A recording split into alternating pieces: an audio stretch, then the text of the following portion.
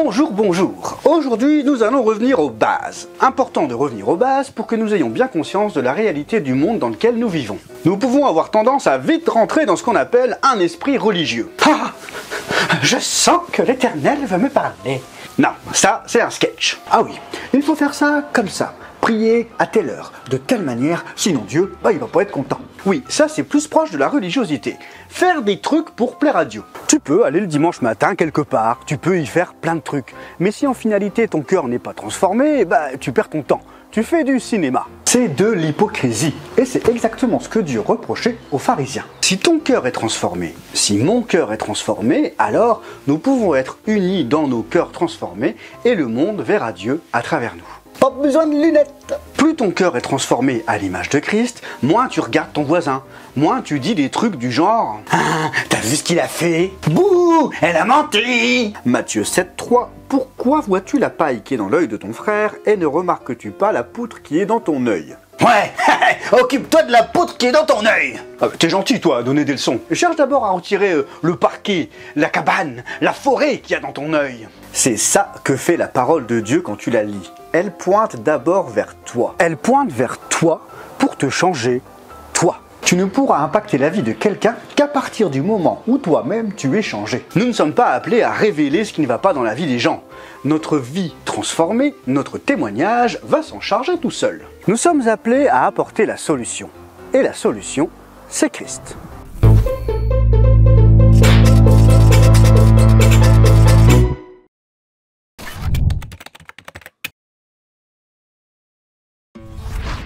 Jésus dit à ses disciples qu'ils sont la lumière du monde, le sel de la terre. Et donc si tu passes ton temps à dire que les églises, ça va pas, et les groupes de maison, gna gna gna, ou même critiquer ton frère ou ta sœur parce qu'un tel a dit ça, une telle a pas fait ça, oui, très bien.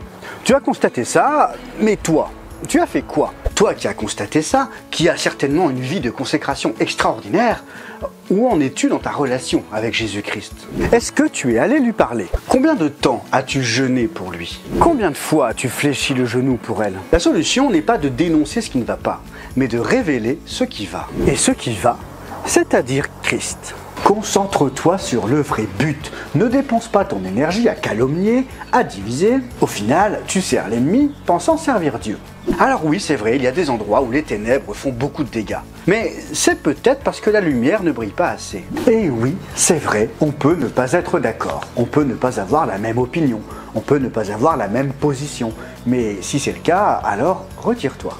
Humblement, dans la paix, commence pas à t'énerver et à vouloir tout casser. Vous avez rien compris, bande d'incrédules, race de vipères, tombeau blanchi, chien, bête sauvage. Mais vous ne reconnaissez pas mon appel. Calmez-vous.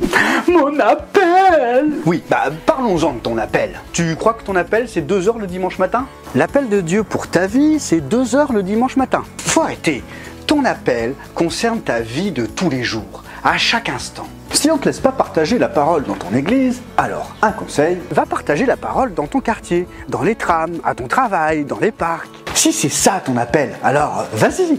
Si c'est le ciel qui t'appelle à ça, fonce. Et peu importe que tu aies un micro ou pas. Jésus n'avait pas de micro et ça ne l'a pas empêché de parler à plus de 5000 personnes en même temps. Jésus a dit dans Jean 14,30, « Le prince du monde vient, et il n'a rien en moi ».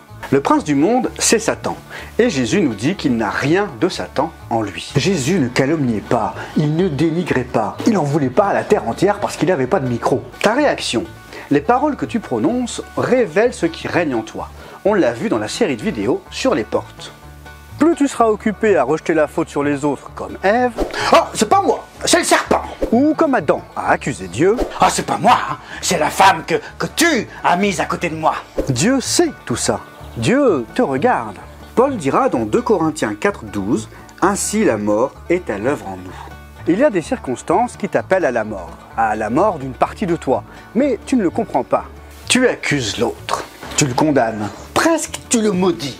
Alors que tu ne comprends pas que c'est un appel de Dieu à entrer dans le lieu secret, à être plus intime avec lui. Dieu t'appelle à un autre niveau dans la relation avec lui. Cette partie-là de toi-même doit mourir. Si tu ne te sens pas concerné par ce que je viens de dire et que tu penses à quelqu'un d'autre, je te rassure, c'est bien de toi que je parle. C'est bien de moi que je parle. C'est de nous. Et chaque saison de notre vie sera un appel à ce qu'une partie de nous-mêmes meure pour se laisser transformer par Christ. Que le Seigneur nous guide. Je ne sais pas si mon appel personnel est de partager la parole de Dieu à tout le monde, ça c'est l'appel global sur tous les croyants, mais un jour ça débordait tellement qu'il fallait que ça sorte, que j'en parle. Et quand j'ai fait le bilan de tous les talents que Dieu m'avait donnés, de tout ce que j'avais à cœur, eh bien je me suis dit, ah bah oui, et si je faisais des vidéos? Alors je suis passé par YouTube parce que c'était ce qu'il y avait de plus pratique à ce moment-là, mais rien ne dit que dans 10 ans je serai encore sur YouTube. Rien ne dit que dans 10 ans il y aura encore YouTube. Il sait par exemple que ces vidéos sont issues de plusieurs choses. Ma relation personnelle avec lui, mes lectures de sa parole, les enseignements que j'ai reçus, les vidéos que j'ai regardées, les livres que j'ai lus, les podcasts que j'ai pu écouter. Au final, il y a peu de choses qui viennent de moi tout seul. Voire même rien en fait.